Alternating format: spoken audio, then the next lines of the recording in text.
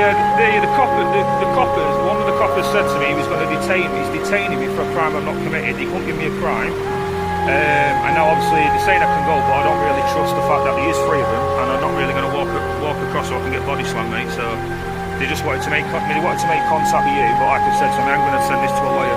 Because I don't trust it. I don't trust the fact I can walk away. Also illegally detained me, like I said before, when he says you're now detained. What crime?